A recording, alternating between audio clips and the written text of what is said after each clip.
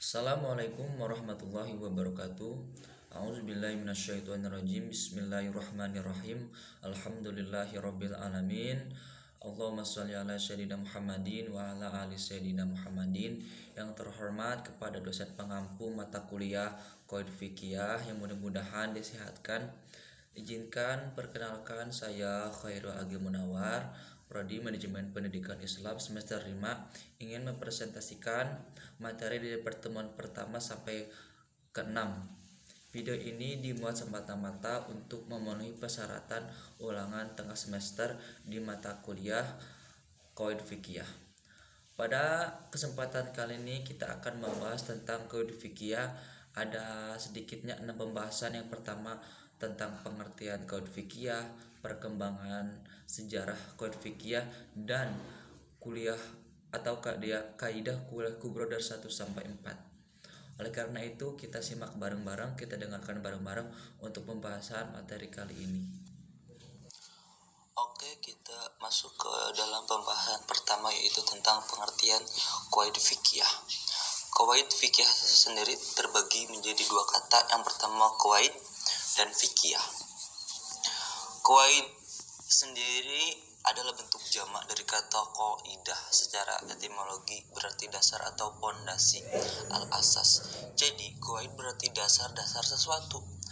Ada dasar atau pondasi yang bersifat hissi atau konkret seperti pondasi rumah dan ada juga dasar-dasar pondasi yang bersifat maknawi atau abstrak yang tidak bisa dilihat. Sebagaimana dalam firman Allah surat Al-Baqarah ayat 107 yang bunyinya Bismillahirrahmanirrahim, wa iz yarfa'u Ibrahimul qawa'ida minal baiti wa Ismailu rabbana taqabbal minna innaka antas samiul alim.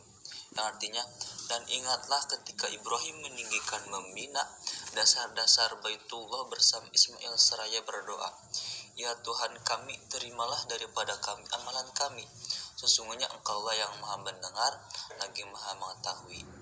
Nah, secara terminologi, At-Tafzani mendefinisikan qaidah adalah hukum yang bersifat universal atau kulit yang dapat diterapkan pada seluruh bagian-bagiannya, yang mana persoalan-persoalan bagian juz'i tersebut dapat dikendalinya. Sedangkan fikih berasal dari kata fiqh yang ditambah ya nisbah, gunanya untuk menunjukkan jenis. Secara etimologi, kata fikih berasal dari kata fiqhan yang merupakan masdar dari fi'il madi faqiha yufaqihu yang berarti faham. Kata fikih dengan arti paham atau memahami didukung oleh firman Allah pada surat Hud yang bunyinya Bismillahirrahmanirrahim, qalu ya Syu'aibu ma nafqahu katsiran mimma yaqulu wa inna lanaraka fihi dha'ifa walaula rahtuka la rajamnak wa ma anta 'alaina bi'aziz.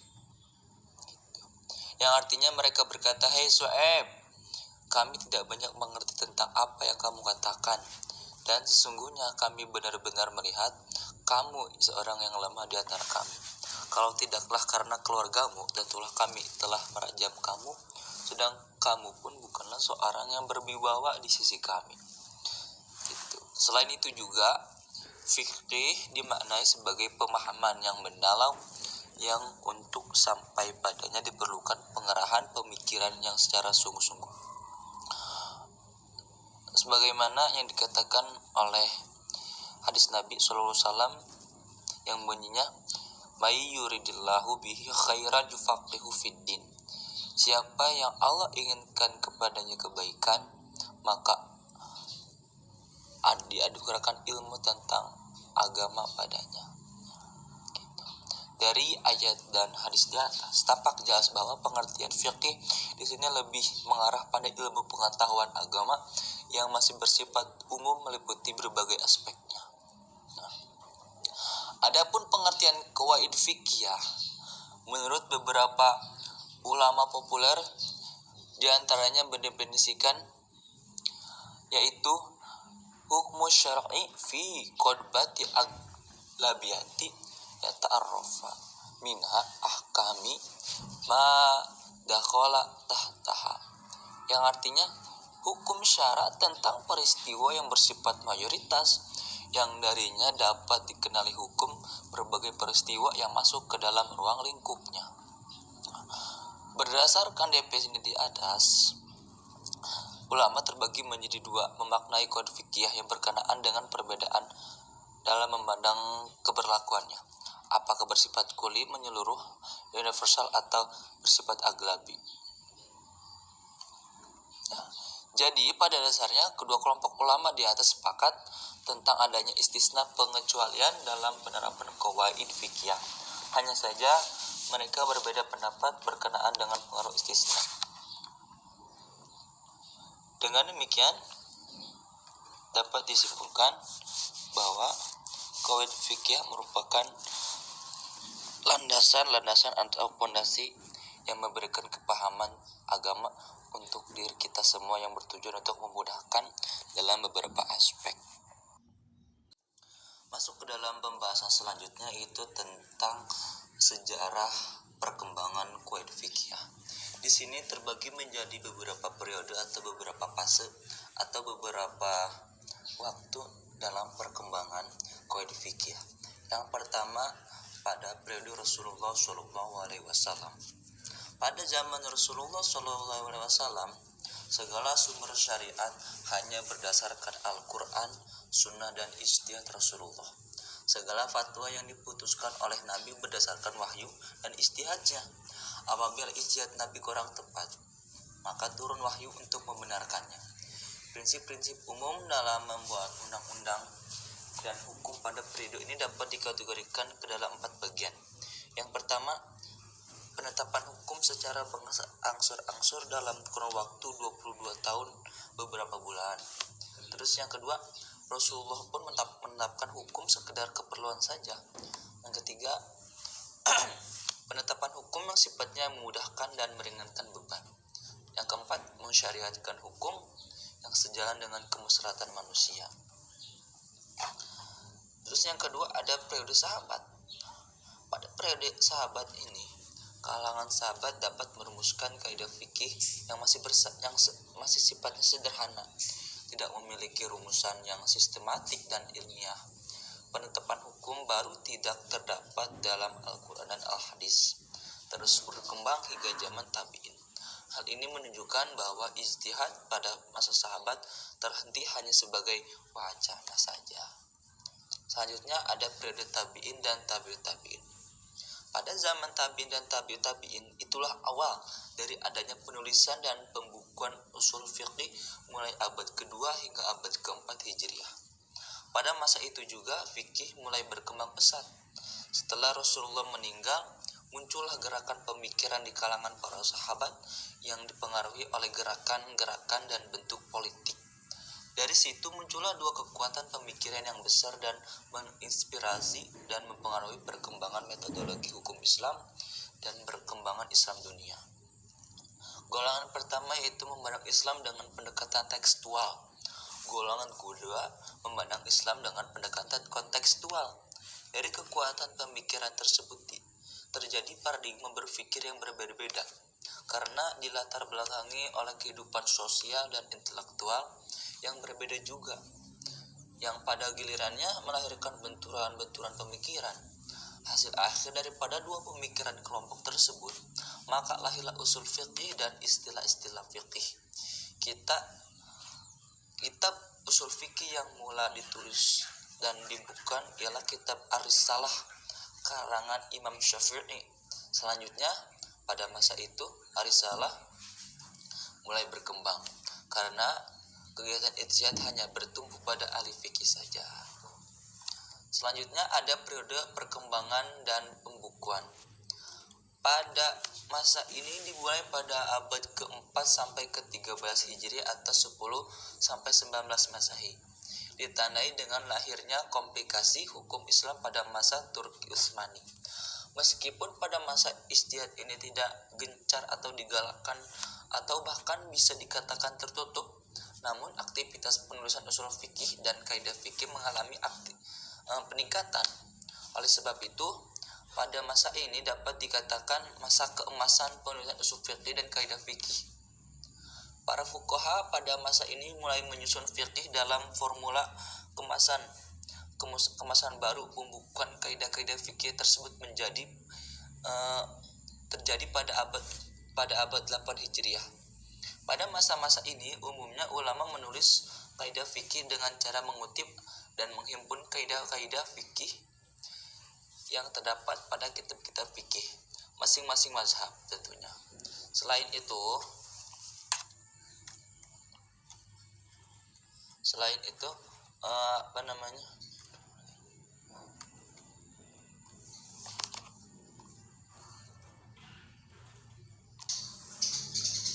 itu mereka pun melakukan dengan cara mencantumkan kaidah-kaidah fikih dalam kitab fikih, yaitu ketika mereka mencari ilat dan mentajrih suatu pendapat. Dan periode yang selanjutnya itu periode kemajuan. Periode yang dimaksud di sini merupakan periode pengkhususan dan penganukan fikih. Periode ini dimulai pada kurun 13 Hijriah atau pertengahan kedua abad ke-13 Hijriah. Di antara catatan sejarah yang jelas berkaitan dengan perkembangan tersebut ialah apa yang dilakukan oleh ulama fikih pada pemerintahan Sultan Al-Ghazi Abdul Aziz Khan Al-Utsmani. Berkat kegigihan ulama fikih pada masa tersebut, sehingga didirikanlah majalah Al-Ahkam Al-Adliyah, komplikasi hukum Islam di masa Turki Utsmani. Kitab itu merupakan kitab qawaid fikih yang terkenal pada masa kemajuan. Sekarang kita masuk ke dalam kaidah kubro usul fiqh. Yang pertama ada al-amru bimaqasidiha, yang artinya setiap perkara itu tergantung pada niatnya. Kaidah al-amru bimaqasidiha memiliki makna, yaitu segala sesuatu yang berkaitan dengan perbuatan manusia, mulai dari perkataan sampai pada tingkah laku manusia, semuanya digantungkan kepada niat daripada orang yang melakukan tersebut. Karena suatu niat itu sangat penting untuk melihat bagaimana kualitas atau makna perbuatan seseorang. Apakah dia melakukan perbuatan tersebut niatnya karena semata-mata untuk beribadah kepada Allah dengan melakukan perintah atau yang disunahkan, atau semata-mata karena kebiasaan saja. Dengan kata lain, niat atau motif yang ada di dalam hati nurani seseorang sewaktu melakukan perbuatan menjadi tolak ukur amal yang akan dilakukan. Berdasarkan kaidah tersebut, baik pahala maupun dosa sangatlah bergantung pada niat seseorang. Ulama fikih sepakat bahwa apabila seseorang berniat akan melakukan sesuatu perbuatan baik, namun belum mampu untuk menunaikannya disebabkan oleh masyaqqah atau keadaan tertentu, maka dia akan tetap mendapat pahala. Dalam konteks lain, ulama fikih juga sepakat bahwa seorang yang akan mendapat dosa jika salah niat. Dasar hukum dari kaidah tersebut antara lain dari Al-Quran. Yang pertama, Bismillahirrahmanirrahim, wama umiru illa liya'budullaha mukhlishina lahuddin, yang artinya padahal mereka tidak disuruh kecuali supaya menyembah Allah dengan memurnikan ketaatan kepadanya dalam menjalankan agama yang lurus. Ada lagi menurut hadis yang artinya man ata fi rasyahu wa huwa yanwi an yaquma yusalli minal laili faghallabathu ainahu hatta asbaha kutiba lahu ma nahwa. Barang siapa tidur dan dia berniat akan salat malam, kemudian dia ketiduran sampai salat subuh, maka ditulis baginya pahala sesuai dengan niatnya. Hadis riwayat An-Nasai. Ada lagi hadis tentang innamal a'malu binniyat. Ini merupakan hadis yang familiar. Nah, itu juga bisa merupakan landasan firman dari kaidah tersebut. Oke, masuk kepada pembahasan yang selanjutnya, yaitu kaidah kuliah kubro. Yang kedua ada al-yakinu la yuzalu bisak, yang artinya keyakinan itu tidak bisa dikalahkan oleh keraguan. Pada kaidah ini memiliki makna, yaitu semua hukum yang sudah berlandaskan pada sesuatu keyakinan itu tidak dapat dipengaruhi oleh adanya keraguan-keraguan yang muncul di kemudian. Sebab rasa ragu yang merupakan unsur eksternal dan muncul setelah keyakinan tidak akan bisa menghilangkan hukum yakin yang telah ada sebelumnya.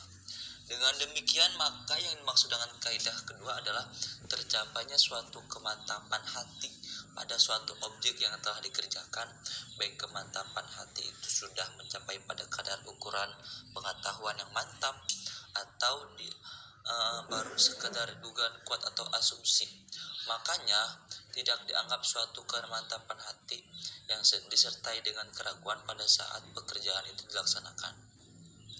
Hal-hal yang masih dalam keraguan atau masih tanda tanya tidak dapat disejajarkan dengan sesuatu yang sudah diyakini. Nah, di sini kita kan masih banyak pertentangan, apa sih perbedaan yakin, syak, zon, dan waham. Dari beberapa keterangan, menurut Imam As-Suyuti menyatakan yakin adalah sesuatu yang tetap dan pasti yang dapat dibuktikan melalui penelitian dan menceritakan bukti-bukti yang mendukungnya. Jadi yakin merupakan sesuatu yang ada di dalam hati. Terus adapun syak berarti sesuatu yang membingungkan, sesuatu yang masih ambigu, masih bingung. Menurut istilah syak adalah sesuatu yang tidak tertentu atau tidak menentu.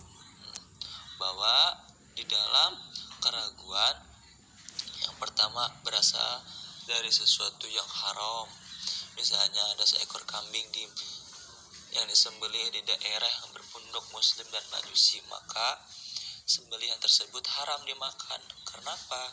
Karena yang menyembelihnya bukan orang muslim. Gitu. Terus selanjutnya ada zon. Zon menurut bahasa artinya prasangka kuat atau dugaan kuat. Jika condong kepada yang rajih atau kuat, menurut istilah sebagaimana yang dikemukakan oleh Al-Hamawi, seorang yang berada di dalam dua perkara yang mana ia dapat menguatkan atau dapat mentajrihkan salah satu keduanya, maka dia lebih disebut kezon. Terus yang keempat ada waham. Waham artinya prasangka lemah, jadi dugaan yang lemah jika keliru. Jika condong kepada yang marju, yang lemah, menurut istilah waham, ia adalah suatu keraguan pada diri seorang suatu perkara dengan prasangka yang lemah atau salah. Keraguan pada tingkat waham ini tidak diterima oleh dalam hukum fikih. Adapun dasar hukum kaidah dari al-yakin la yuzalu bisak dikutip dari Al-Quran. Bismillahirrahmanirrahim. Wa may yattabi'u aktsaruhum illa zonna inna zonna la yughni minal haqqi syai'an, yang artinya dan kebanyakan mereka tidak mengikuti kecuali prasangka saja. Sesungguhnya prasangka itu tidak sedikit pun berguna untuk mencapai kebenaran. Quran surat Yunus ayat 36. Adapun hadisnya yaitu iza wajada ahadukum fi batnihi syai'an fa ashkala alaihi akhraja minhu syai'un amla fala yakhruju janna minal masjid hatta yasma'a sautan au yajidarihan. Yang artinya apabila seorang merasakan sesuatu dalam perutnya, kemudian dia ragu apakah sesuatu itu telah keluar dari perutnya atau belum, maka orang tersebut tidak boleh keluar dari masjid sampai ia mendengar suara kentut atau menciumnya. Gitu. Adapun contoh penerapan dari kaidah di atas diantaranya dalam ubudiyah. Diantaranya contohnya nih, apabila seorang sedang melakukan sholat isya, kemudian dia ragu apakah sudah 4 rakaat atau 3 rakaat, maka ambillah yang lebih yakin. Misalnya dia yakinnya baru 3 rakaat, maka dia baru melakukan 3 rakaat. Tetapi sebelum salam hendaknya dianjurkan untuk dalam sholat sujud sahwi terlebih dahulu. Dan banyak di sini kaidah-kaidah furuyah tentang al-yakinu la yuzalu bisyak. Di antaranya ada al-yakinu yuzalu bil yakini, misalnya artinya apabila yang yakin bisa hilang karena adanya bukti yang lain, maka meyakinkan pula. Selanjutnya kaidah kuliah yang ketiga yaitu al-masyaqqatu tajlibu at-taisir, yang artinya kesulitan itu mendatangkan kemudahan. Apabila suatu hukum terdapat kesusahan atau kesulitan dalam melaksanakannya, baik pada badan, jiwa, atau harta atau selainnya, maka hukum itu diringankan sehingga tidak menyusahkan lagi. Al-masyaqqah secara bahasa artinya lelah, kepayahan, kesulitan, dan kesukaran. sebagaimana yang ditukil dalam surat Al-Nahl ayat 7 yang artinya, dan ia mengikul beban-beban ke sesuatu negeri dan kamu tidak sanggup sampai kepadanya melainkan dengan kesukaran-kesukaran yang memayahkan gitu. Sedangkan secara etimologis berarti at-taisir itu kemudahan, seperti dalam hadis Nabi, inna dina yusron, yang artinya agama itu mudah, tidak memberatkan. Yusrun lawan katanya usrun. Jadi makna kaidah tersebut adalah kesulitan menyebabkan adanya kemudahan. Di balik kesulitan pasti ada kemudahan. Maksudnya adalah hukum-hukum yang dalam penerapannya menimbulkan kesulitan atau kesukaran bagi mukallaf, maka syariat meringankannya tanpa adanya kesulitan dan kesukaran. Contohnya dalam ilmu fikih, kesulitan membawa kepada kemudahan yaitu setidaknya ada 7 macam. Yang pertama, sedang dalam perjalanan atau safar.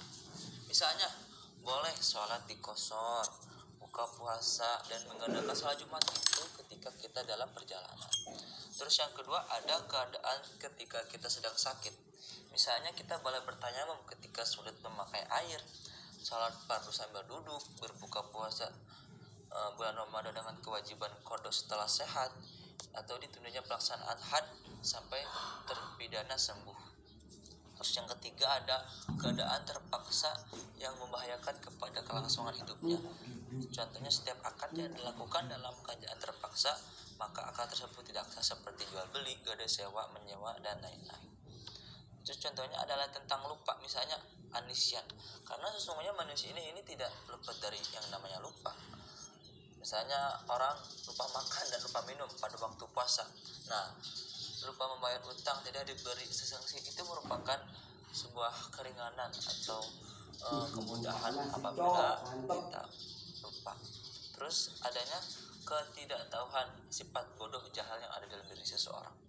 Misalnya ada orang yang baru masuk Islam karena tidak tahu, kemudian makan makanan yang diharamkan, maka tidak dikenai sanksi karena orang tersebut tidak mengetahui. Terus adanya umum atau al-balwa, misalnya kebolehan bai as-salam uangnya dahulu, barangan belum ada. Terus yang kedua, ada kekurangnya kemampuan bertindak hukum anas, misalnya anak kecil atau orang gila, orang dalam keadaan mabuk. Dalam ilmu hukum yang berhubungan dengan pelaku disebut unsur pemaaf, termasuk di dalamnya keadaan terpaksa atau dipaksa.